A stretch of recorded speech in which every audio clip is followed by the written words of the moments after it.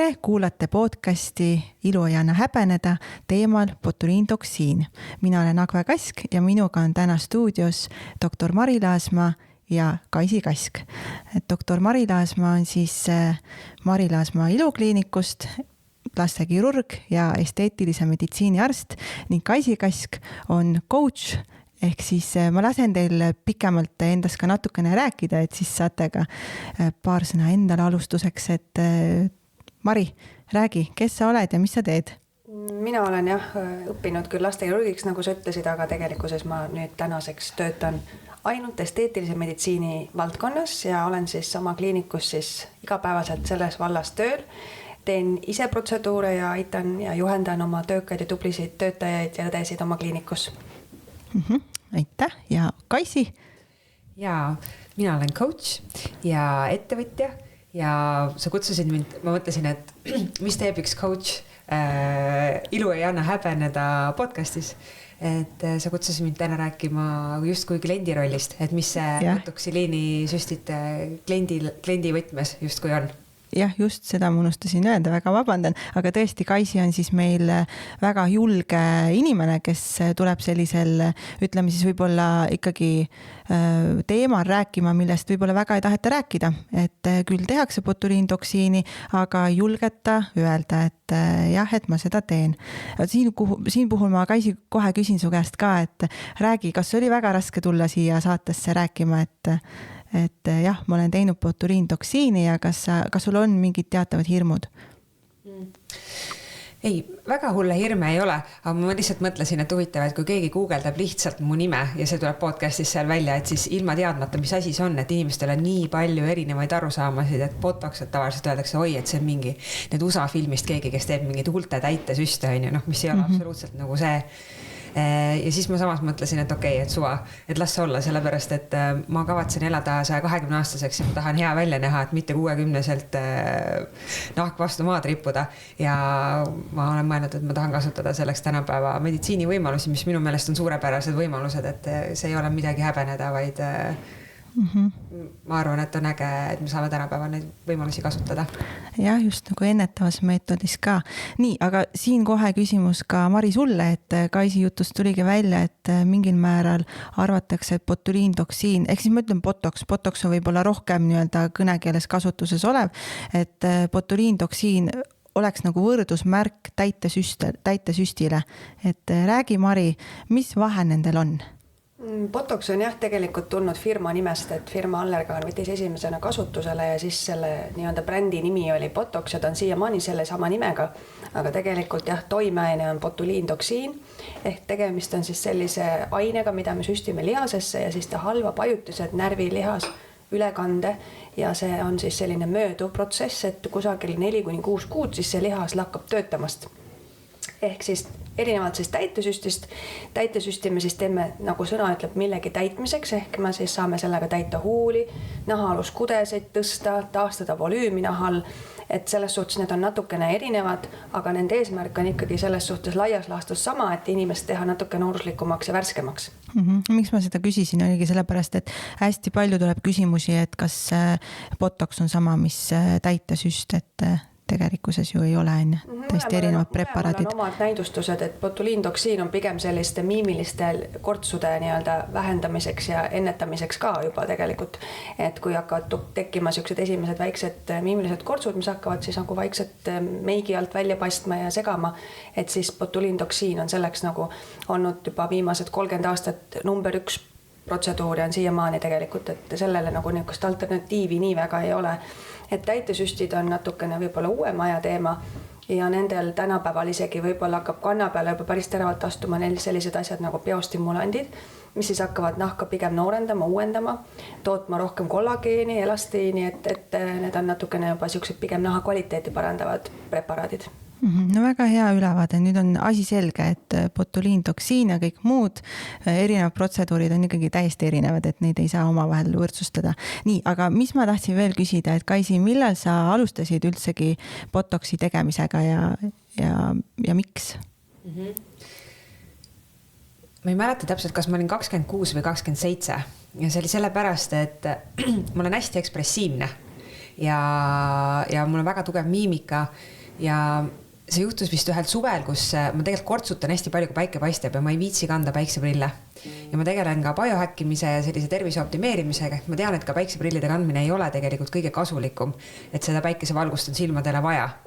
Ja siis ma terve suve olin kortsutanud ja ma mäletan, et keegi küsis mu käest, kas sõbranna, et Kaisi, kuule, et kas sa oled nagu kuri, on ju. Ja see korts oli jäänud mulle sisse, sellepärast, et ma olin, kui päike paistis, siis ma olin silmad kissis ja ma ei olnud tegelikult kuri.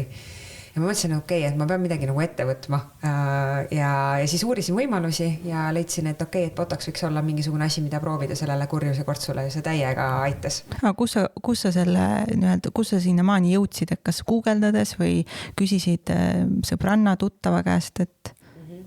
Tol korral ma ikkagi guugeldasin ise, küll ei teadnud, mis see võiks olla, aga ma olin kuulnud, et see võiks nagu aidata, guugeldasin ja lugesin hästi palju ja siis vaatasin, et midagi nagu hullu ei saagi juhtuda, et ma teen proovi ja kui ei meeldi, et see läheb 4-6 kuuga üle, et kõik on okei. Okei, selge. Nii aitäh, aga Mari, räägi, millal sina oma esimese botoxi tegid? Mina tegin oluliselt kõrgema seas, et siis, kui ma alustasin oma ilu niimoodi õppimist selles valdkonnas, ma arvan, et see oli kusagil 7-8 aastat tagasi, ehk ma olin siis ikkagi alla 40, aga üle 30, et kusagil 35, ma arvan. Ja kui ma nüüd tagantjärgi vaatan, tegelikult ma olen teinud siis nagu 3 piirkonda enamasti, kurjus, otsmik ja silmad, samamoodi kohutavalt emotsionaalselt nii olekult kui oma näoilmelt, et patsientidele ka iga päev pean ette näitama neid liigutusi, kus on raha, mis raha, et siis ma ise teen alati need kõiki kaasa, et siis ma pean lihtsalt seda pärssima oma toksiiniga, sest muidu ma oleks täiesti kogu aeg vist tugevad vaod otsa ees. Et kui ma nüüd vaatan tagantjärgi neid pilte, kui ma veel ei olnud teinud neid botuliintoksiine, eriti just silmade ümber, aga ma olin oluliselt noorem ikkagi, siis ma vaatan täna oma silmaümbrust, kus ma olen tegelikult põhimõtteliselt ainult botuliintoksiini teinud silmadele, siis täna mu silmaümbrused on oluliselt siledamad. Ehk ma võin sellest, ma olen teinekord ka näidanud oma fotosid patsientidele, kes kahtlevad, kas see päriselt nii on. Et tegelikult ma võin omast kogemusest öelda, et see ikkagi väga tugevalt ikkagi ennetab selle kortsu süvenemist. Ehk see hoiab ära ikkagi, et see korts, nagu Kaisi ütles, et ta sinna ei jääks. Et pigem ta aitab nagu seda sügavat kortsu vältida tulevikus ja meil on palju lihtsam selle naha kvaliteediga ka tegeleda, kui see miimika on natukenegi pärsitud selles piirkonnas, mis ei tähenda, et emotsioone näos ei oleks. Absoluutselt mitte, et kõik emotsioonid on alles, aga samas lihtsalt see naha tugev miimiline osa on rahulikum ja tegelikult see annab sellise mõnusa lõõgastunud tunde, ma ei tea, kuidas Kaisi sinul on, aga nii kui ma selle ära teen, ma tunnen, et mul on nagu kuidagi kergem olla, et ma ei pea kogu aeg selle lihasega seal möllama, et ta on nagu väsitab ära. Ta on kuidagi kogu aeg sul pinges, isegi mul on peavalu, hästi paljudel patsientidel ongi tegelikult peavalud ja neuroloogid ja taastusraviarstid tegelikult teevad otsmiku piirkonnas täpselt samad punktid, nagu meie teeme. Ehk meie patsiendid ka paljuski saavad abi nii kortsudele kui ka peavalule. Ehk see on tegelikult päris suur kergendus paljudele inimestele, kaasa arvatud mulle, et kui mul toksiini mõju üle läheb, siis mul tuleb jälle need peavalud tagasi. Aga võt siin puhul ma tahangi küsida ka, et kui sina alustasid oma botuliintoksiini karjääri nii-öelda siin süstimisel, eks ole, siin 35-selt ja Kaisi 25-selt, et kas Kaisi liiga vara ei hakanud pihta või? See on ka selline tüüpiline küsimus, et just tahetakse teada vanust, et kas see vanus on ikka määrav roll, et millal siis alustada botuliinitoksiini süstimisega? No ma arvan, et 25 ongi täpselt nagu Kaisi ütles, et ta nägi, et see korts jäi talle sinna alles, isegi kui ta ei teinud seda kurja nägu, tal oli see korts seal alles, et ma arvan, et see ongi õige aeg alustada, et see vanus ei ole nii määrav, võib-olla mõnel tekib see juba 23-selt, mõnel alles 43-selt ja väga paljudel ei tekigi. Et siis ei olegi otseselt vajadust, et kes inimene ikkagi ei kasuta oma miimikat, siis loomulikult tal ei ole seda botuliintoksiini üldse vaja. Aga enamusti ma ütlen, et kui see korts on juba selline, mis sind häirib igapäevaselt, kas meikimisel või et see ikkagi jääb sul sinna ja see hakkab sind häirima, siis ma arvan, on viimane aeg ikkagi tõesti selle kalgust teha. Aga Mari ütles, et tema teeb enamjaolt 3 piirkonda, mitmesse piirkonda sina oled lasknud teha? Ma alustasin selle kurjuse kortsuga ja alguses kusjuures oli niimoodi, et kui ma kurjuse kortsule lasin ära võtta, siis mul läks kogu laup sirgeks. Et see oli siuke huvitav kõrvamõju, et ta mõjus nagu nii tugevasti, et kogu otsmik läks ka sellega. Kuigi see ei olnud alguses mu soov üldse. Aga nüüd viimased paar aastat ma olen eraldi otsmiku lasknud ka nagu sirgemaks teha, sellepärast et enam ei mõju nagu nii palju. Järelikult ma ei tea, kas mu miimika on ise tugevamaks läinud või midagi on nagu muutunud, ja nüüd ma näen, et kui ma otsmikuga ikkagi, ma olen väga ekspressiivne, et siis need kortsud kipuvad sinna jääma ja ma ei taha. Ja samas ma ka ei taha, et mu otsmik oleks nagu täiesti selline, kuidas ma ütlen? Kivi, frozen. Frozen nägu on ju. Et mulle meeldib, et ta jääb ikkagi natukene liikuma. Ja ma olen proovinud 2 korda silmadele ka ja ma saan öelda, et esimene kord, kui ma proovisin, et mulle vastupidiselt, mulle ei meeldinud silmadele. Mul on küll hästi tugevad sellised ka silmamiimika ja silmakortsud, aga ma tundsin, et ma ei saa nii sügavalt naeratada. See on hästi huvitav ja ma sain sellest alles siis aru, kui mul läks see mõju maha ja siis ma naeratasin uuesti, et ma tundsin seda emotsiooni nagu justkui nagu rohkem. Et see on huvitav. Ja ma teist korda nüüd proovisin ka tegija juures, kes tegi natukene nagu vähem. Ja siis oli enam-vähem okei, aga ma ikkagi ei tea, et silmade osa on minu jaoks selline lahtine, et ma ei ole kindel, et ma ise tahan sealt teha, sest ma ise tunnen, et ma saan nagu sügavamalt naerda, aga see on minu kogemus ainult. No eks ta võibki ju erinevati olla, et kuidas kellelegi meeldib või Mari, kuidas sina oled oma patsientide puhul näinud, et kas on selliseid patsiente, tuleb sulle ikka aeg-ajalt, kes ütlevad, et näed, et mulle ütleme otsmik ei meeldi või et ma tahan ikkagi, et see liikuvus oleks tugevam, et kuidagi ikkagi nagu pole minu nägu. Enamasti ja see kurjuse korts on selline, millest kõik hea meelega vabanevad, et keegi ei taha kuri olla. Aga väga palju on tõesti, nagu Kaisi ütleb, selliseid patsiente, kes ütlevad, et mulle meeldivad minu naerukortsud, et ma ei taha nendest vabaneda. Need näitavad seda, et ma olen õnnelik. Ja mina 100% aktsepteerin patsiendi nii-öelda soovi ja alati küsin, et mis on tema soov. Et ma kunagi ei ütle, et mina teie asemel küll teeksin või midagi siukest. Kui minu käest küsitakse, mis ma arvan, et kas nagu võiks alustada või teha, siis ma ütlen täpselt nagu ma rääkisin, et mõistlik on alustada, kui need kortsud hakkavad vaikselt tekkima, aga see kindlasti ei ole minu valik, see on ikkagi klient, kes selle näoga elab ja oma emotsioone väljendab. Et aga kõike saab tegelikult teha väga loomulikult ja teha väikesemates doosides ja natuke hajutatult ja lahjemal kujul. Et näiteks näitlejatele, kes tahavad niimoodi, et jällegi keegi aru ei saa, et nad on teinud või lauljad, kus emotsioonid peavad ikkagi näos alles olema, siis ma saan teha niimoodi, et ta jääb väga-väga loomulik, aga samas ikkagi kortsuvaba. Ühesõnaga, mis ma tahtsin veel küsida on see, et millised, Kaisi kirjelda, millised tunded sul tekkisid, kui botuliintoksiin hakkas toimima? Kas sa panid midagi tähele, et mis ajahetkel midagi sul muutus? Minu meelest see muutub juba sama päeva õhtuks, läheb natukene vähemaks ja siis siuke 2-3 päeva jooksul tuleb see mõju täielikult esile, minu puhul vähemalt, et võib-olla mõnedel läheb nagu kauem aega, aga mul on enamasti siuke esimese paari päevaga on juba see mõju täiesti näha, et võib-olla nädala lõpuks on nagu täielikult see näha, aga esimesed paar päeva juba see tuleb. Ja see oli esimest korda, kui ma seda tegin, ma mäletan, see oli hästi huvitav, et oota, peeglist nagu proovin seda miimikat teha, see on nii imelik nagu, et ma ei saa seda teha, aga samas ei olnud mitte midagi nagu hirmsat, ega see süstimine ise ei ole valus, et ainult korraks on nagu paar torget nagu sääsehammustus. Et selles suhtes ei ole mingit erilist nagu emotsiooni peale selle, et ma ei saa seda emotsiooni teha.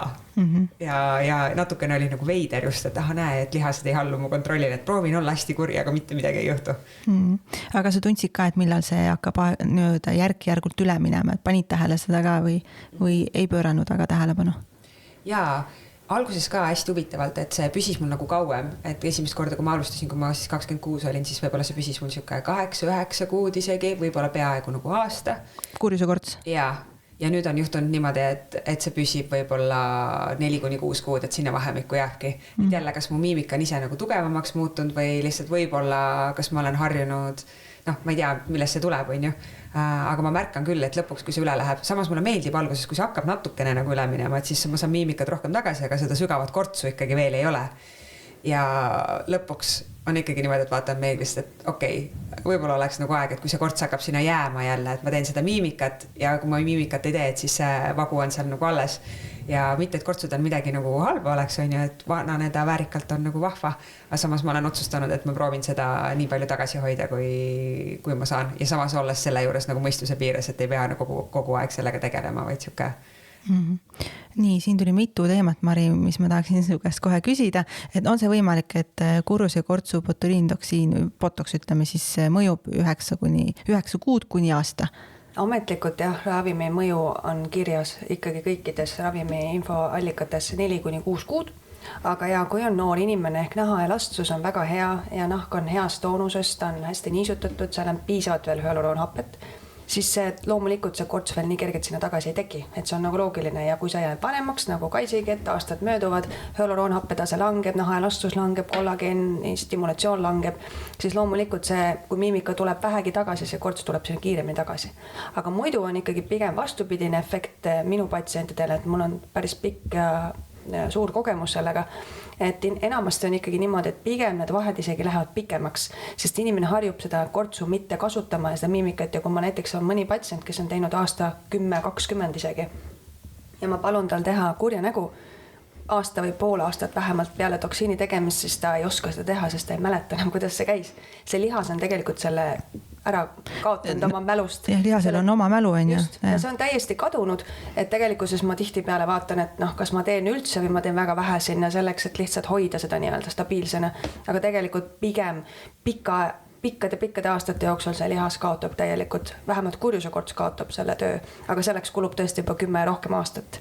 Et pigem see toimeaeg võib minna pikemaks ja noortel tõesti ma ütlen, et kord aastas on täiesti fine teha, kui sa oled väga hea naha. Ütleme nii, et kuidas sa saaksidki oma botoxid mõju pikendada, siis ma alati soovitangi selle muul ajal siis ikkagi tegeleda naha kvaliteedi parandamisega ja naha hooldusega. Et sellega sa saad tegelikult pikendada. Ehk see 2 korda aastas on tegelikult täiesti optimaalne teha ja on kliente, kes käivad kord aastas, ütled, et nendel botox mõjub aasta. No tegelikult ei mõju. Ta mõjub ikkagi pool aastat.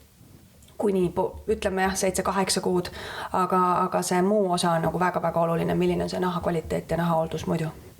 Jah, et siin on veel küsimus sellest ka, et mis esitati muideks, ma panin Instagrami selle küsimuse, et esitage botuliintoksiini kohta küsimusi ja siin on õige küsida, et kas on okei, et ma käin iga 3 kuu tagant botoxit tegemas?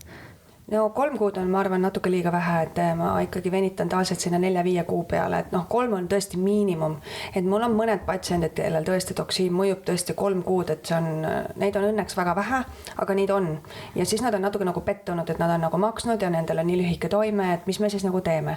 Et siis on põhimõtteliselt 2 varianti, et kas me siis ei tee ja me lepime sellega, eks ole, et see miimiline korts on, see ei ole ka lõppude lõpuks nagu mingi maailma lõpp, eks ole, et selles suhtes saab ka elada kortsuga sama hästi. Aga kahjuks ei ole minu kätes ja mina ei ole see, kelle tegemisest see sõltub, et kas see toimeaine on 3 kuud või on see 8 kuud. Et see sõltub ikkagi väga palju inimesest ja sellest näiteks on 2 tüüpi mul paar üksikut klienti tõesti, kellel toksiin üldse ei mõju. Ühed on siis need, kes on teinud 20 ja rohkem aastat ja neid on mul patsientuurist üks patsient, keda ma konkreetselt tean, tal ilmselt on tekkinud ikkagi juba antikehad, ehk see pidev naha siis tegemine nii aastakümnete jooksul tekitab ikkagi meie kehas nagu vaktsineerideski tekivad antikehad ja lõpuks lihtsalt see toksiin ei mõju. Ja teised on siis sellised, kellel ongi sellist nii-öelda resistentsus selle toksiini suhtes, kas nad on siis, ma ei tea, lapsepõlves mingil väga väiksel moel kokku puutunud selle botulismiga või neil on lihtsalt sellist tüüpi nii-öelda kaitsekehad, et ta lihtsalt ongi, ta on resistentne selle suhtes ja selliseid on mul ka paar tükki ja üks nendest on ka meedik, et tavaliselt meedikutel esinevadki siuksed väga kasuistilised juhtumid, et see ei ole tavaline. Aga jah, sellisel juhul me peame lihtsalt tõdema, et siin kahjuks me ei saa botuliintoksiiniga aidata, aga samas on kõik võimalikud muud meetodid naha kvaliteeti hoida ja parandada. Siin küsimus ka, Kaisi, et kui on suvel, higistab palju, kas sa oled tähele pannud, et botoksi mõju on nii-öelda lühem? Ma ei ole sellest vahest aru saanud. Okay, aga muidu, Mari, mis sa arvad sellest, kui öeldakse, et sportlastel nii-öelda see botoxis tuleb kehast kiirem välja, on see tõsi, on see müüt? Siin on nagu 2 aspekti. Üks asi on higistamine, mille puhul me ju ka teeme botuliintoksiini, eks ole, et selles suhtes loogiliselt võttes siis peaks nagu nendel mitte üldse toimimagi, et nii kui ma teen higistamise vastu, ta higistab selle kohe välja, sest toksiin ei hakka kohe toimima, aga tegelikult hakkab neil ikkagi toimima see toksiin väga hästi ja väga edukalt ja aasta otsa nad võivad olla niimoodi, et nendel on higistamine täielikult peatatud läbi atsetiilkoliini retseptorite pärssimise. Aga teine asi on jah see, et ma ikkagi soovitan 3 päeva mitte minna sauna, ehk et ikkagi võimalikult maksimumi sellest toksiinist kätte saada, tegemist on ikkagi maailma kõige kallim ainega, et mitte seda siis nii-öelda kuskil saunalaval raisku lasta. Ma soovitan tõesti 3 päeva mitte higistada igaks juhuks, kuna me süstime suhteliselt pinmiselt naha sisse. Oota, ma kohe küsin vahele, et see sauna teema on ka hästi levinud küsimus on ja kas sauna võib minna, kas trenni võib minna, kui kaua, siis küsitakse kindlasti su käest, et kas on vahe, kui ma lähen aurusauna või on vahe, kui ma lähen 40-kraadisesse või 90-kraadisesse sauna, et kas kõik saunad on keelatud või ma võin ikkagi minna sinna 40-kraadisesse sauna? no kui sa seal ei higista, siis ma arvan, et sa võid seal natuke aega ju soojeneda, eks ole, aga üldiselt ma pigem soovitan higistamist vältida, et ma otseselt ei keela mitte midagi, ma ei käsi lamada, ma ei keela kummerdada, et inimene võib täiesti tavalist elu edasi elada. Tavaliselt tullaksegi lõunapausi ajal kusagil niimoodi sipsti käiakse ära, et töökaaslased keegi ei märka, et ta on üldse kuskil vahepeal käinud, arvati, et käis lõunal. Et ma eeldan, et inimene võiks oma tavalist elu edasi elada, et ma ei paneks erilisi piiranguid ja ma ei pane ka inimestele. Aga saun ja higistamist ma soovitan vältida lihtsalt selleks, et mitte seda kallist kraami raisku lasta. Alkoholiga kuidas lood on? Noh, kui ma arstina ütlen, siis pigem mitte, et võiks vähemalt 24 tundi ikkagi vältida, kuigi jällegi otsest meditsiinilist nii-öelda põhjendust ma ei oskaks anda, miks tingimata peab seda tegema, aga jah, pigem mitte ja kui keegi küsib solaariumit, siis üldine vastus on mul, et solaariumit ma üldse ei soovita ja alkohol on ka üleüldse tervisele kahjulik, nii et selles suhtes, aga pigem mitte lasta sellest väiksest protseduurist väga oma elu lasta häirida. Solaariumiga seoses tuli ka üks küsimus, et kas päevitamine kuidagi mõjutab botoksi toime, nii-öelda siis pikkuse mõju? No minu meelest on 2 väga tähtsat aspekti inimeste juures, ongi päevitamine ja suitsetamine, et suitsetamine on vabad radikaalid ja väga kiirelt lõhub kõik meie kehas olevad head asjad, hüaluroonhappe, kollageeni, kõik nii edasi. Ehk ta ei mõjuta botoksi mõju loomulikult mitte, aga ta mõjub jällegi naha kvaliteedile. Ja samamoodi on solaarium, mis tegelikult otseselt lõhub kollageeni, et ta ei mõjuta jällegi botuliintoksiini toimed mingilgi määral, aga ta kindlasti ei ole hea meie nahale. Jah, Kaisi. Mul oli lihtsalt üks täpsustav küsimus selle saunatamise ja kõige sellega, et ma saan aru, et pärast botoksi süstimist selline paar päeva ei tohiks saunas käia, aga muidu ei ole vahet, et muidu käi saunas ja aurusaunas 90-kraadises saunas, et see ei mõjuta, aga just nüüd paar päeva nagu pärast seda, et see on see 3 päeva, ütleme, 2-3 päeva oleks ideaalne.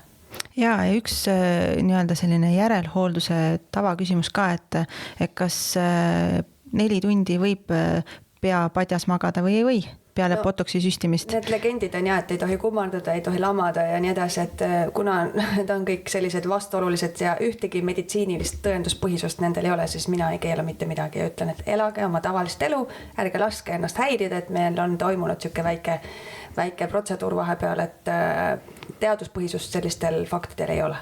No, ja siin veel küsimus ka, et mõni hirmsasti tahab liigutada, eks ole, peale süsteprotseduuri, et just kulmu või otsmiku, et teebki nüüd siin paar tundi hästi aktiivselt. Kas siis see nii-öelda botuliini mõju on siis tugevam, kui sa liigutab peale protseduuri rohkem oma miimikat või mitte? No mõned on arvanud jah, et kui sa seda lihast kasutad kohe vahetult peale protseduuri, et siis see toksiin nagu aktiveerub seal kiiremini. Tegelikult tekib see sünaps selle toksiini ja lihase vahel sellel hetkel, kui sa selle süstid sinna lihasesse.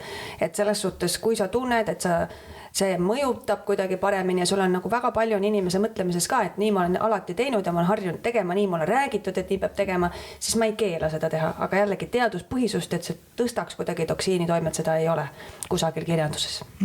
Kaisi, räägi, kas sa tunned, et oled sa sõltuvuses ka nüüd sellest botoksist?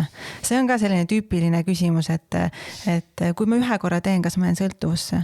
Nii, ütle nüüd ausalt. Ma ei tea, kas see on sõltuvus. Ma ei oska seda öelda, et ma iga 3 kuu tagant ei käi, et ma umbes aastas 2 korda satun seda tegema. Ma arvan, et mõistuse piires on kõik okei, ja kui keegi arvab, et see peale ma olen sõltlane, siis see on tema valik, ma ise ei arva. Jah, et Mari, kommenteeri, on võimalik sõltuvusse jääda või mitte? Mina arvan, et igast heast asjast kui jääb sõltuvusse. Mina näiteks olen väga kerge sõltuvusse sattuma, kas tead, nagu trennis käimine, see tekitab mulle see hea enesetunde, endorfiinid, kõik, et ma ei näe nagu põhjust seda endale nagu keelata. Et kui ma vaatan peeglisse ja näen nagu enda jaoks säravam, värskem ja õnnelikum välja, siis jah, loomulikult see tekitab sõltuvust. See on minu meelest see on tore ja hea sõltuvus. Ja et ta ei ole nii-öelda nagu tervist kahjustav. Absoluutselt, ja see on minu enda keha ja ma ise tunnen, mis on minu kehale hea ja kui ma olen seal juures õnnelik, siis why not? Ja, mis ma veel tahtsin küsida on, kas Kaisi on sul juhtunud mingisugused kõrvalmõjusid ka, et tead sa üldse botoksi kõrvalmõjusid? Ja, no ma tean, et natukene võib näiteks kui otsmikut teha, et siis võivad silmad nagu raskeks pisut minna. Ja kui ma olen nüüd seda teinud, siis ongi 8 aastat, siis mul ei ole kordagi juhtunud välja arvatud selle aasta nagu lõpus, kus saigi võib-olla nagu liiga kiiresti tehtud uuesti. Ma ei oska öelda, et nagu päris see eelmine ei olnud nagu 100% üle läinud, on ju. ja siis mul läksid kulmud natukene nagu raskemaks, et silmad olid nagu pisut nagu väsinud, aga ma ei ehmatanud selle peale ära, et see läks tegelikult 3 nädalaga üle, et 2 nädalat nagu oli siuke raske, võib-olla 3. nädal ka ja siis hakkas see üle minema, et ei olnud nagu mitte midagi nagu hullu või ma arvan, et teised isegi väga ei saanud aru, ainult et ma ise nagu panin tähele, et ma ei saa nagu silmi nii lahti teha. Ehk siis sul oli see frozen look?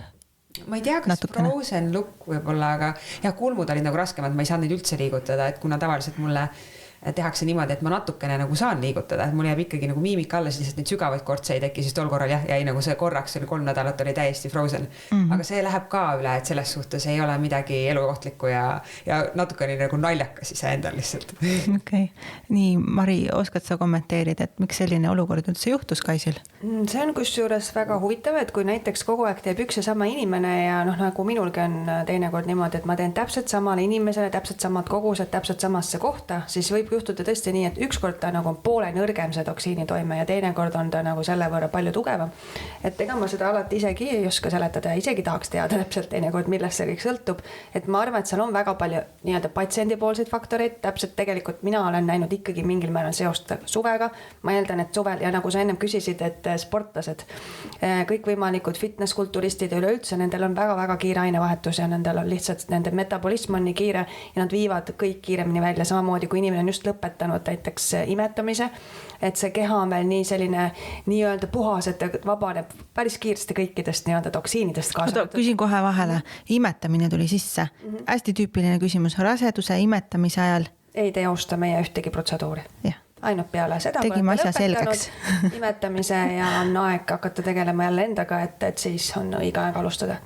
Aga ja, et selles suhtes ma olen ise küll märganud, et nendel tõesti see toksiini toime, nad tegelikult on ise teadlikud sellest, et nendel läheb kiiremini üle ja nad ei süüdista selles mind kui tegijat, et midagi on valesti tehtud ja tihti need toksiinid kogused on nendel suuremad.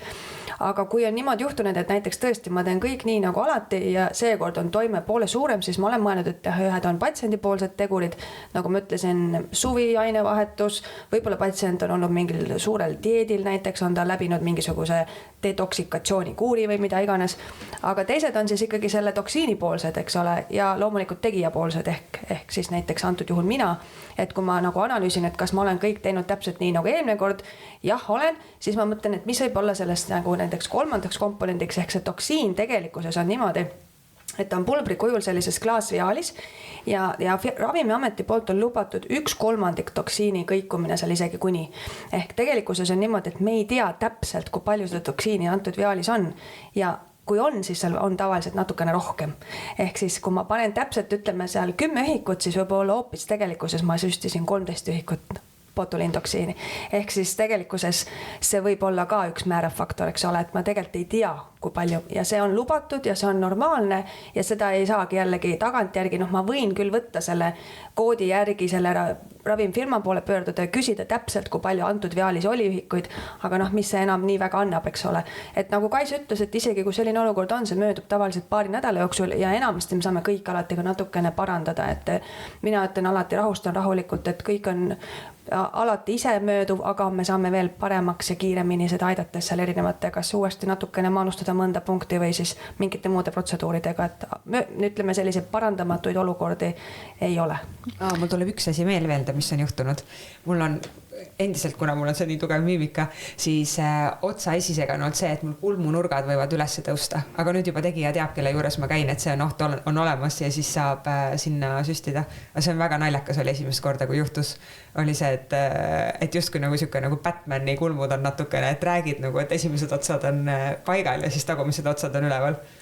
Ja seda nimetatakse Mephistoks meie meditsiinikeeles, et see on hästi tavaline ja minu patsientidel hästi tavaline, sest et ma alati kõikidel üritan kulme tõsta pigem, et mitte langetada, sest et need, kui nad tõusevad, siis seda me saame väga lihtsalt parandada, me paneme ühe väikse ühiku sinna juurde ja see kulm on 1 päevaga või isegi poole päevaga seal, kus ta oli enne, aga kui nad alla kukuvad, siis peab ikkagi ootama mitu nädalat enne, kui nad uuesti hakkavad liikuma, et selles suhtes ma eeldan alati, et patsient ei taha, et need kulmud alla kukuvad ja seda juhtub pigem minu puhul üli harva, aga seda, et nad üles tõusevad liiga, seda juhtub tõesti minu patsientidel päris tihti ja seda ma ka alati neile räägin, et 2 nädala pärast palun leidke see 1 minut, tulge läbi ja ma panen ühe väikse täppi juurde, et siis meil on lihtsalt kõigil hea tunne, et need kulmud ei vaju alla. jah, vot siin puhul on ka see, et osad ju käivad ringi oma Batmani nii-öelda siis kulmudega ja hädaldavad, et appikene, et mitte kunagi enam botoxit ei tee. Et noh, siin puhul ongi ju spetsialistile tuleb otsa vaadata ka, et see nõustamine on ja.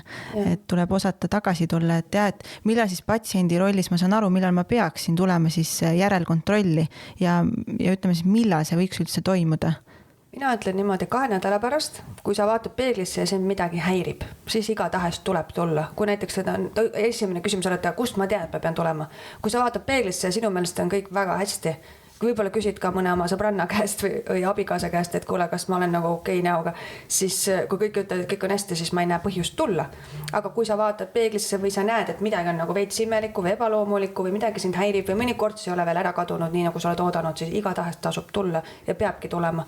Et sellest ma arvan, see pigem see, ma ei saa öelda ette, mis peab tulema, sest et tegelikult kõik need asjad, mis võivad tulla, on inimestel erinevad. Aga mis intervalli jooksul siis peab tulema? 2-3 nädala? 2 nädala pärast oleks kõige parem, et siis on see toksiini toime täielikult saabunud, nagu Kais ütles jah, et võib-olla tekib see juba 2-3 päeva jooksul ja kui tõesti on niuke olukord, et nädala pärast on patsiendil kulmud nagu kuklas ja ta ei saa niimoodi ringi käia, siis loomulikult võib ka varem tulla, et ma ei ütle, et te peate nüüd 100% see 2 nädalat ära ootama, aga miks ma ootan soovituslikult 2, sest tegelikult paljudel need probleemid 2 nädala jooksul taanduvad ise ja kui ma hakkan nüüd lisaks toksiini panema sinna kohta, mis ise möödub, siis võib juhtuda ikkagi, et see kulm näiteks kukub alla, et ma pigem eelistan seda 2 nädalat alati ära oodata ja seda üldiselt tehakse igal pool maailmas niimoodi.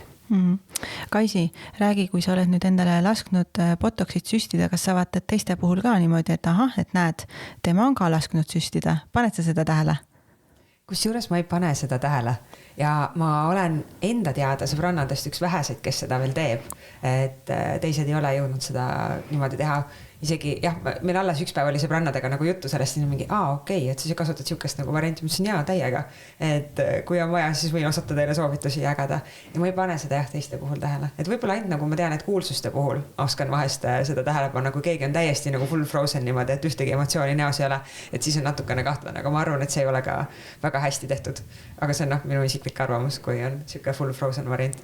Ja Mari, sa vist käid ringi, vaatad kõiki. Tööd võtab väljaspool tööd, ma üldse ei vaata selle pilguga ja üldse mõtlen alati, kui keegi küsib, et mis ma peaks tegema, siis mõtlen, mind teiste kortsud üldse ei häiri, et mind ainult enda kortsud häirivad, et ma ei ole selles suhtes siuke friik, et kas näeb ainult inimestes kortse, et mind pigem nagu need kortsud ei häiri.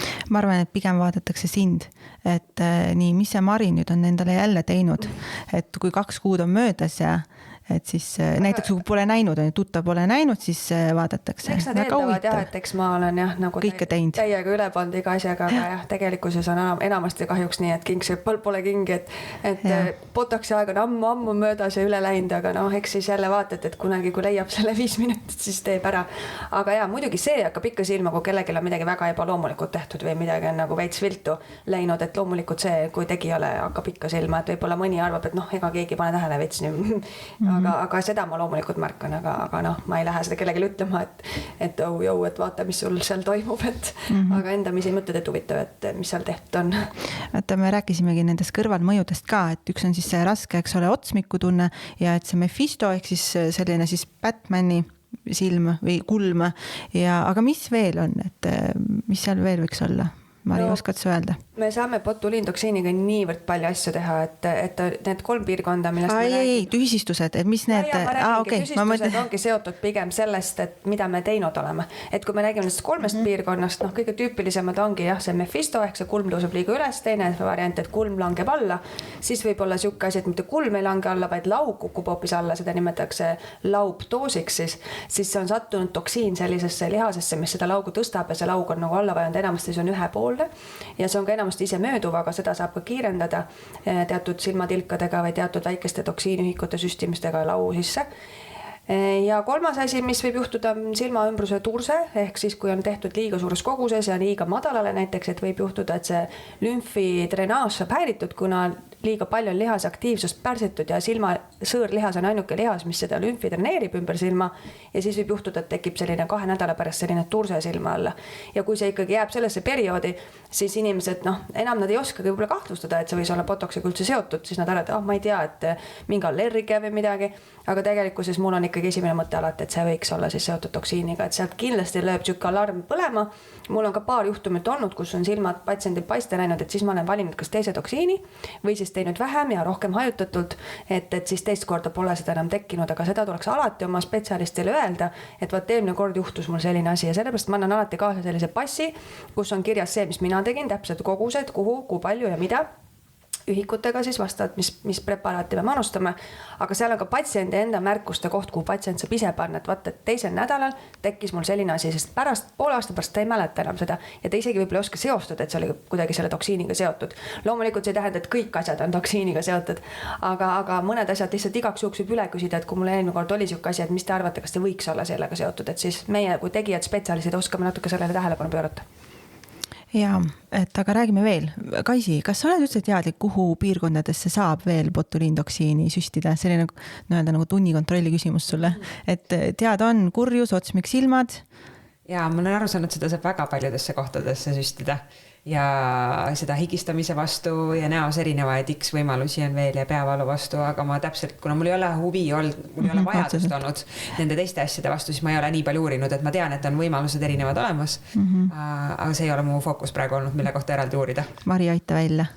Ja, no need on nagu 3 piirkonda, mis siis on nii-öelda on-label ehk ametlikud piirkonnad, olenevad siis preparaadist kas ainult kurjusotsmik või siis kurjusotsmik ja silmad ja ülejäänud piirkonnad on siis kõik nii-öelda off-label ehk see on siis tegija enda vastutusel ehk tegelikkuses selle kohta ei ole siis tehtud nii palju igasuguseid uuringuid ja see asi on selline nii-öelda arsti omal vastutusel. Patsiendi enda vastutus ka, et ikkagi võtab ju selle riski, et ta teeb seda, et on nõus tegema. Ja, kui... see on nagu koostöös patsiendiga, et arst peab selgitama, et nüüd need piirkonnad, mida me teeme, et need on, ütleme, sellised off-label piirkonnad, et seal võib minna natukene ka midagi natuke nihu.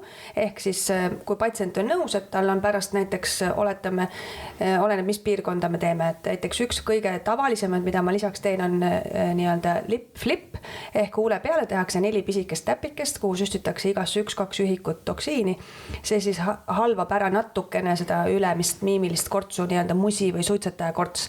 Ja siis selle kõrvalmõju võib olla, mida ma alati selgitan, et näiteks patsient hamba pesu ajal ei saa nii kõvasti enam huuli kokku pigistada ja võib natuke vett puristada välja sealt, eks ole. Või ei saa kõrrest juua. Et need on niisugused asjad, mis mööduvad 1-2 nädala jooksul, kui patsient ütleb, et see on fine, et ma tean, olen teadlik sellest, aga mulle meeldib see tulemus, mulle meeldib, et need miimilised kortsud lähevad ära, et see huul natuke tõuseb üles, et siis ta peab olema teadlik, et selline kõrvalmõju on. Või siis näiteks, kui me teeme lõuga, mis on niisugune krobeline krimpsus või suunurgad, mis on allapoole vaatavad, siis seal on väga-väga palju lihaseid, mis mõjutavad meil rääkimist, söömist, naermist ja need võivad saada natukene mõjutatud sellest toksiinist, kuna toksiini mõju ei ole ainult täpselt selles süstepunktis, vaid 1,5–2 sentimeetrit isegi, siis võib mõni lihas saada veel mõjutatud.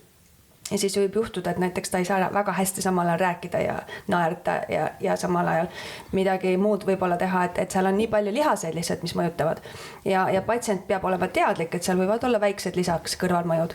Enamasti need õnneks ei ole väga sellised, mis teda segavad, aga ta peab sellest teadlik olema. Ja kui ta siiski ütleb, et jah, ma ikkagi tahan seda teha, siis tegelikult kui õnnestub see protseduur, siis ta on väga-väga efektiivne. Ta tõstab suunurgad ülesse, ta teeb lõua väga ilusaks, harmooniliseks ja ühtlaseks, samamoodi kaelajoon, Nefertiti-lift näiteks. Et kuna see kaela lihas on selline depressorlihas, see platüsma, mis tõmbab kogu lõuajoont allapoole, kui me selle ära lõõgastame, siis see näovaal juba paraneb. Et need on niisugused tüüpilised või nina peal olevad pannilines, nii-öelda väiksed niisugused jänkukortsud, mida me nimetame, mis siis, kui me teeme näiteks kurjust ja silmasid, siis need võivad kompensatoorselt süveneda, et siis neid peab ka tingimata alati natukene lõõgastama, et need ninakortsud ei süveneks. Et seal on jah, päris palju selliseid võimalusi, mida me saame toksiiniga teha. Me praegu tegime Kaisiga pannilainse. 100% olemas. Ja. See on niisugune nagu ka natuke negatiivne emotsioon, see fui, et tehakse ninaga, krimpsutatakse, et see on ka niisugune asi, mida inimesed ei pea vajalikuks endal. Samamoodi nagu need suunurgad, mis alla vaatavad, et need tekitavad ka sellise natuke kurja ja sellise mitte ilusa ilme, et inimene tahab pigem positiivset ilmet, et just, et kurjust ei oleks ja need suunurgad ei oleks all, vaid pigem nagu rõõmsad.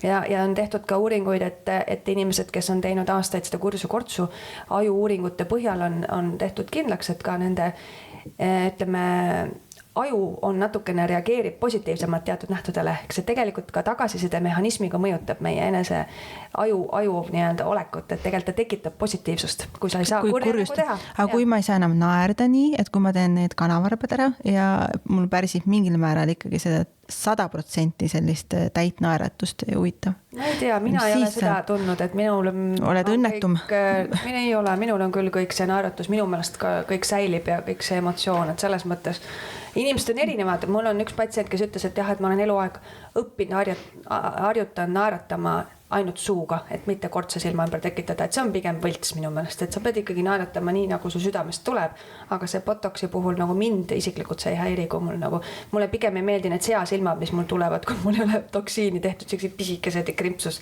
et mulle see ei meeldi, et ma pigem proovin niimoodi, mitte naerda. Kaisi, sul on vastupidine kogemus, vaata sa alguses ütlesid just, et see olenebki täiesti ja mul ka need ninapealsed kortsud, et need jälle mulle nagu meeldivad ja ma saan tagasisidet sellele, et need on nii ägedad, kuidas sa nagu nina kortsutad, aga see ongi minu meelest nii individuaalne, et mulle nii meeldib, kuidas Mari jagab seda, et peaasi, et kui sa ise peeglisse vaatad ja sa oled nagu rahul täiega, siis see ongi minu meelest kõige olulisem.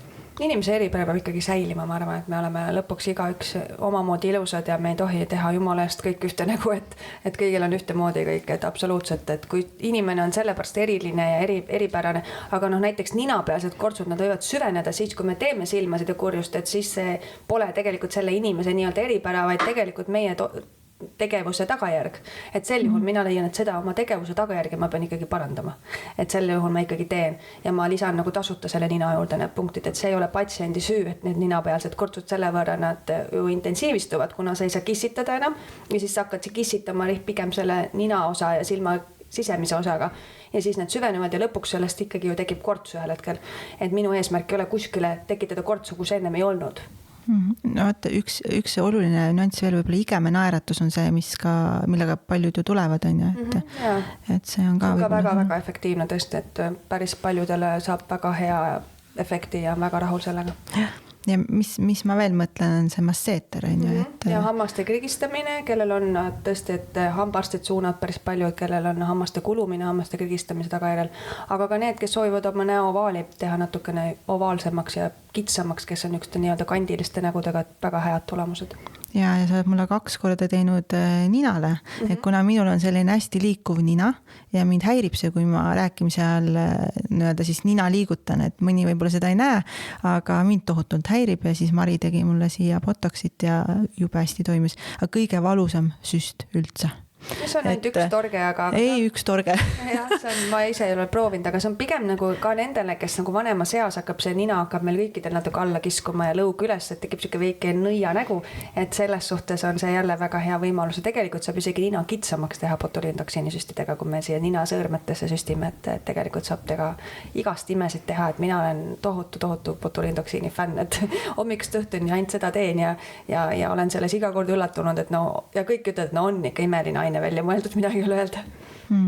Aga mis veel saab teha? Ma olen kuulnud, et rosaatsiaravi. Kuidas sa sellesse suhtud? No ma ei ole niimoodi väga oma patsiente ravinud, sest ma ei ole nahaarst, et selles suhtes konverentsidel olen kuulnud, et niimoodi tehakse, aga ütleme nii, et enamasti rosaatsia on põskedel, et seal on ikkagi väga palju lihaseid, mida ma ei soovi mõjutada toksiiniga, näiteks sügomaatikus lihas, mis meil suunurka tõstab, et siis kui sinna natuke liiga palju manustada, siis kukub suunurk alla, nagu oleks insulti põdenud, et pigem ma jätaksin need asjad siis nahaarsteid ravida. Ja ma vaatan siit veel küsimusi, mis on tulnud Instagrami. Osad me oleme juba läbi võtnud ka, aga näiteks, et siin ongi küsitud, mis on kõige hullem asi, mis saab botoksi süstimisel valesti minna? Kuna ma ütlesin, et see on ju kõik mööduv, et selles suhtes siin nagu midagi kõige hullemat ei ole. No, ma arvan, et see sama viimane asi, mis ma ütlesin, et kui inimene peale toksiini tegemist näeb välja, nagu ta oleks insuldi saanud, et see võib küll päris ära ehmatada, et mul õnneks hui, mitte ühelgi patsiendil pole seda juhtunud, aga olen näinud tõesti patsiente, kellel on see juhtunud, ehk siis on tehtud silma juures liiga madalale põse juurde või siis näiteks on tehtud masseeterist niimoodi, et on saanud mälumislihasesse on tehtud ja on mindud liiga kõrgele, vastupidi, et on saadud pihta siis sellele lihasele, mis tõstab meil suunurka ja siis selle tulemusena on kukkunud suunurk alla. Et see on tõesti päris ebameeldiv, ma kujutan ette, kui pärast kõik küsivad, et kas sa oled insuldi saanud, et sa või oled nagu päris nagu märgatav on see ikkagi, mis tekib. Et see on tõesti see, mida sa ei saa ka kuidagi varjata, kui sul üks suunurk ripub alla ja see möödub võib-olla isegi mitu kuud. Et see võib olla tõesti väga-väga häiriv patsiendi jaoks ja see on nagu täitsa mõisteta. Ja see kindlasti möödub, on ju? Loomulikult see möödub, aga see võib võtta ikkagi natuke rohkem kui paar nädalat, see võib ikkagi minna paar kuud.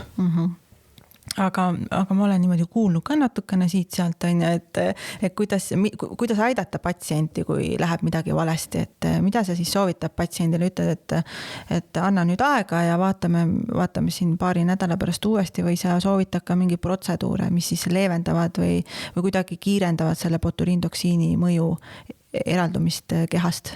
No tegelikult toksiinil antidooti ei ole, et üks antidoot nii-öelda Demae nimeline on, seda Eestis ei ole, et tegelikult üleüldse tegelikult tal ikkagi antidooti ei ole.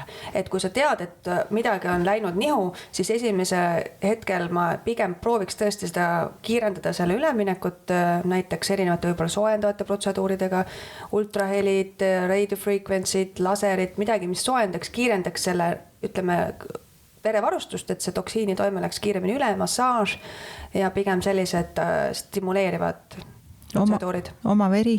Jah, see ka parandab nii-öelda verevarustust, aga see on pigem ka kõik selleks, et me teeksime midagi, patsient tunneks, et me proovime teda aidata kõik võimalikul moel, aga kas see päriselt aitab, et raske öelda, et võib-olla natuke kiirendab selle üleminekut. Nii, ja siis selline huvitav küsimus ka, et kui keeruline on tegelikult botoxit süstida? No see on väga keeruline jah, tõesti, et peab teadma anatoomiat hästi tegelikult midagi muud keerulist ei ole, et kui minu jaoks on patsient, kes istub toolida, minu jaoks nagu anatoomia õpik ehk nagu ma näen seal ainult lihaseid ja need kortsud otseselt ei ole need, mida ma ravin, vaid ma ravin nende kortsude ja naha all olevaid lihaseid. Ehk kui sa tead hästi anatoomiat, siis ei ole keeruline, aga loomulikult ma ikkagi süstin nii-öelda pimesi, et mul ei joonista keegi täpselt ette, sest inimesed on väga erinevad, variatsioonid on väga tavalised. Ehk et natukene seal loomulikult peab olema ikkagi kogemus, kriitiline arv kogemus peab olema. Aga mäletad sa üldse oma esimest patsienti, kellele sa süstisid botuliintoksiini? Seda ma vist tõesti ei mäleta, aga eks ma alguses tegin natuke teistmoodi ka, et need tehnikad ja kõik need asjad, kuidas ma olen arenenud selles vallas on natuke teistsugused, et alguses ma nägin, et oli päris palju niisuguseid tagajärgi, mida ma mõtlesin, et kuidas neid saaks vältida ja siis ma muutsin oma tehnikaid ja peale seda on läinud kõik ainult paremaks ja kogemus on ikkagi alati number 1. Kaisi, sina oled erinevate spetsialistide käe all käinud ja saanud botoxit. Kas on vahe ka? Tegemise vahe? Tunned sa mingit vahet või ise sa midagi aru, et tehakse teistmoodi? Ma olen käinud 2 erineva juures ja tehnika vahe on ikka mingisugune ja olenebki, et esimese tegija juures tõusid nagu silmanurgad natukene rohkem üles, teise juures vähem. Muidugi esimese juures sai ka selle kenasti ära parandatud. Aga ma arvan, et minul ei ole kogemuses, et midagi väga hullu vahet oleks, et okei, et 2 nädala pärast on saanud ära korrigeerida ja kõik on nagu okei. Et mõlemad on oma ala professionaalid olnud ja mul ei ole kuidagi halba kogemust nendega, pigem ainult positiivsed. Ja, ma mõtlesingi seda, et kas sa oled nagu ise tajunud, et kui spetsialist süstib, et ta kuidagi teeb teistmoodi neid punkte või midagi sellist, et mõni ju kohe ütleb, et näed, et nagu poole rohkem teed neid punkte, et kui ma varasemalt olen käinud, et siis on tehtud näiteks kurjustanud 3 punktiga. Ja kusjuures seda on küll olnud, et see kahel on selline vahe. Ja samas ma kujutan ette, et mõlemad ikkagi ju pidevalt arenevad ja koolitusi ja neid tehnikaid tuleb nagu juurde või keegi avastab, et kuule, et hoopis niimoodi on nagu veel parem, et veel vähem tüsistusi ja veel nagu parem tulemus on ju.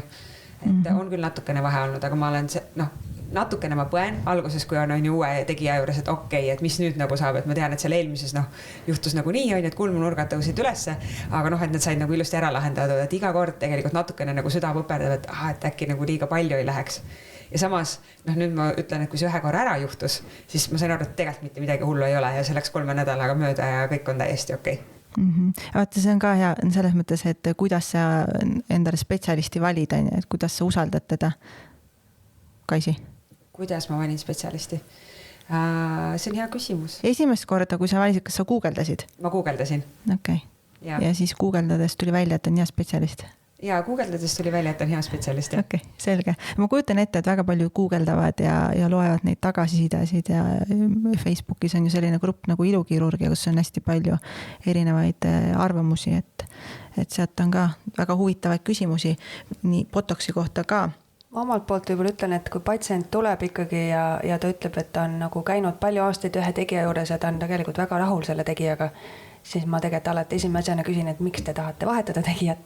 Et seal võib olla erinevaid põhjuseid, aga alati mina leian, et kui ühel arstil või spetsialistil on sinuga juba hea kogemus, ta teab sinu eripärased, ma soovitan jätkata tema juures, et kui sul on alati läinud seal kõik hästi loomulikult, võib natuke minna teinekord paremini, teinekord halvemini, aga mina leian, et kui ühes kohas on hästi, siis ma ei näe põhjust vahetada, kui tõesti see spetsialist ei ole just välja kolinud riigist või midagi taolist. Et mõni tuleb lihtsalt näiteks minu juurde ka, et ma mõtlesin, et ma tulen ka proovin, et mul sõbrannad siin käivad, et muidu ma olen oma tegijaga nagu väga rahul, aga mõtlesin, et ma tulen proovin. Et pärast tihtipeale võib juhtuda, et ta ei ole ikkagi minu tulemusega nii rahul ja siis ma ikkagi ütlen, et ma soovitan minna ikkagi tagasi sinna, kus te olete rahul. Ja mõni on ka teinud mulle etteheited, et ma näiteks ei joonista väga põhjalikult, et ennem kui ma hakkan süstima, et kohe hakkan tegema ja ma teen tõesti hästi kiiresti. Et igal tegijal on oma käekiri ja ongi mõnele sobib üks, mõnele sobib hästi põhjalik, pool tundi teeb, eks ole, joonistab, võib-olla teeb arvutiskeemid ja 3D stimulatsioonid ja näitab ette taha kõike. Et minul on natuke teine käekiri ja kui see ei sobi, siis ongi minu meelest mõistlik, et inimene valib täpselt selle tegija, kes on tema jaoks nagu see õige ja hea. Jah, eks ta nii ole. Üks küsimus on veel, et mis vahe on baby botoxil ja nii-öelda päris botoxil? No baby botox on siis selline hästi nagu mõeldud nii-öelda beebidele ehk nendele, kes alles alustavad ja baby botoxi teine sõna on siis sellest, et see doosi kogus on väike. Ehk siis me võime võtta näiteks, kui me muidu teeme, oletame kurjusekortsule seal 50 ühikut, siis me teeme ainult 20 ühikut. Või siis, kui me teeme otsmikult, alustame näiteks seal väga väikeste kogustega, siis me isegi võime teda lahjendada seal näiteks poole või kahekordselt. Et siis me saame sellise hästi-hästi kerge, õrna toime, aga nagu loomulikult see loogiliselt võttes siis see toime kestvus on ka hästi lühike. Et ta võtab selle kerge algava miimilise kortsu ära, aga mitte pikaks ajaks, et ei peaks nagu ootama seda, et nüüd pool aastat see liikuvus on pärsitud, et loomulikult see siis on väga-väga ajutine ka. Ja üks küsimus on veel siin, et küllaltki huvitav küsimus, et kui teha liigi higistamise vastu siis botuliintoksiini kaenla alla, kas võib juhtuda, et hakkab rinnaesine higistama? Teaduspõhiselt seda ei ole sealt kuidagi jälle välja toodud artiklitest, et see kompensatoorne higistamine nii-öelda kasvaks. Seda on pigem võib-olla seostatakse sellega ja vanasti oli suukene operatsioon nagu sümpatektoomia, kus siis läbi torakotoomia haava nagu lõigatakse ja täna tehakse seda küll torakoskoopiliselt, pannakse siis sümpaatikusse närvikiud kinni ja siis küll võib esineda kompensatoorselt siis muudes piirkondades higistamist. Mari, keegi ei saa aru midagi nüüd on niimoodi hiina keel, vaata. Botuliintoksiiniga seda ei ole, et seda ei ole teaduspõhiselt selgitatud ja minu patsientidel ei ole ka seda tekkinud. On tõhus? On väga tõhus. Kaisi, sa oled teinud? Ei ole teinud. Tahad teha? Ei, ma ei tunne. Selle jutu peale on sul probleemi higistamisega? Ei, seda ei ole tundnud, et selles suhtes, et mul vajadust nagu oleks. Aga ma kujutan ette, et mõnel võib-olla meesterahval või vaata, mõni on natukene nagu ärevam, et see võib olla hästi nagu kingitused, kellel ongi kogu aeg kaenlalused märjad on ju, või peab kuskil esinema või esitlema pidevalt midagi, aga... Menopausis naised, selles mõttes ka ikkagi tekivad higistamised, et üldiselt ju nii on või? Jah, no ütleme nii, et see on rohkem mõeldud küll primaarse hüperhidroosi raviks ehk nendele, kellel on siis kaasa sündinud nii-öelda hüperhidroos, aga menopausis saavad ka naised väga head abi, aga mehed käivad rohkem sest nendel on see täpselt nagu Kais ütles, et riiksärk on märg ja ta ei saa pintsakut maha võtta, täpselt esinedes tekib selline ärevuse väike higistamine ja nendel lihtsalt enesetunde küsimus, see ei olegi niivõrd muus kui elukvaliteet. Tegelikult mulle tundub, et meil on suures osas räägitud ka, vastatud päris paljudele küsimustele. Kaisi, kas sul on veel midagi, mida sa tahaksid lisada? Ei, vist ei ole. Lihtsalt, et kui keegi soovib mingisugused iluprotseduure teha, siis ma arvan, et kõigil on õigus ja tehke proov ja ei ole midagi nagu karta ja kui keegi ei soovi, siis see on ka täiesti okei. Et laske kõigil olla ja olge ise ka.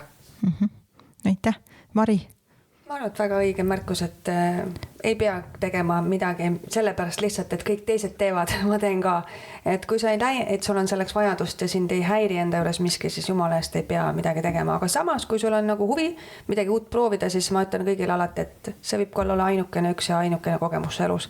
Sa teed selle ära, sa oled ühe kogemuse võrra rikkam ja sellest ei muutu mitte midagi su elus. Proovid ära, tehtud, ei sobinud, ei meeldi, ei taha rohkem teha, mitte midagi juhtu. Ei pea mitte kunagi rohkem tegema. Tegelikult ma veel ei lõpeta seda podcasti ära, sellepärast üks küsimus, mida ma alati soovin küsida, on see, et millised on need protseduurid, ütleme 2-3 protseduuri, mida sa endale aastas kindlasti lubad. See ei pea olema esteetilise meditsiini valdkonna protseduur, see võib olla ükskõik mis, aga just, et näole, kaelale, dekolteele. Kaisi? Mida mina olen teinud, ongi siis Botox, siis IPL, et lihtsalt fotonoorendust, kuna mul on siuke kuperroosne nahk natukene ja siis see aitab seda punetust ja igasuguseid pigmendilaike ära võtta, et see on hästi aidanud. Ma ei tea, kas ma olen seda aastas korra teinud, aga võib-olla niimoodi 2 aasta tagant korra. Ja siis mõnda naha kvaliteeti tõstvat, et kas midagi niisutavad või seda oma verega, et seda ka 2 korda aastas, et selleks, et hoida seda nahka mõnusalt. Ja sa peaks ütlema, et sa näed täiesti normaalne välja, ei ole botoksi nägu, ei ole midagi sellist, et väga ilus naine. Igal juhul aitäh, et sa jagasid seda. Mari, sinu puhul ka, et võib-olla ütle 3. Jaa, ma ütlengi 3, tegelikult ma arvan, et mul põhimõtteliselt 3 ongi, mida ma teen. Iga nagu ütleme aasta kindlasti botox, absoluutselt kindlasti. Mitu korda sina teed aastas? Ma teen natuke tihedamini, ma arvan, et ikkagi 4-5 kuu tagant, et mul on võib-olla päris 6 kuud ei vea välja. Ma teen siis, kui mul on aega. Aga ütleme nii, et jah, väga üle 5 kuu ma ei vea välja, mul on väga tugev miimika. Kindlasti on laser, Fotona 4D, mida ma kindlasti teen selleks, et üldse hoida mitte vananemast ennast. Ja 3. on kindlasti oma veri, see PRF, mida ma teen nii ustele kui näol, et need 3 asja on kindlasti, mida ma teen. Fillereid ma ei tee, ma väga neid ei armasta endale, siis ma tahan nagu oma näoga olla 100%. Aga kõik, mis nagu muud niisugused noorendavad asjad, mõndasid ikka proovid, et ennem kui hakkad klientide peale pakkuma ja müüma teenust, et kas see päriselt töötab ja kas see on nagu nii-öelda midagi, mida tasub teha. Aga need 3 on kindlasti, mida ma teen. Mis see järgmine asi on, mida sa enda peal proovid? No ma arvan, et ma prooviksin seda uust biostimulatsiooni, mida ma ütlesin patsientidele olen juba teinud ja maailmas hästi populaarne on üks preparaat BSCL, selline polükaprolaktoot aine, mis siis stimuleerib kollageeni ja samamoodi siis pinguldab nahka, et sobib just nendele, kellel näiteks botuliintoksiin ei toimi või siis näiteks ei saa teha mingil põhjusel, näiteks kulmukaar on väga-väga madal ja me ei saa otsa, et üldse botoxit teha, siis näiteks seda sama ainet võiks sinna teha selleks, et seda kortsu ära võtta. Hästi, jään põnevusega ootama, aga igal juhul Kaisi suured tänud, et sa julgesid tulla ja avalikult öelda, et näed, ma teengi botuliintoksiini. Tegelikult see on väga suur julgus minu meelest, et inimesed ikkagi pelgavad seda öelda ja ma muide guugeldasin enne, kui ma tulin, et see on top 5 seas üks põhjustest, miks botuliintoksiini ei tehta. Et nii üllatav, kui see ka pole. Ja Mari, aitäh, et sa oled selline imeline arst. Ja mina ütleksin tõesti, et esteetika valdkonnas siin Eestis kindlasti number 1, et siiralt soovitan ja mina julgen, kuidas ma nüüd ütlen, et mina usaldaksin oma näo sinu kätte küll. Aitäh. Jah, palun. Ja olen seda usaldanud ka. Ja ma näen ka päris okei välja. Kõik oleme endaga rahul. Oleme, peabki olema. Kõige tähtsam inimene peab olema endaga rahul, whatever. Just, aga olgu siis. Ilusat päeva kõigile ja aitäh kuulamast. Aitäh, ilusat päeva.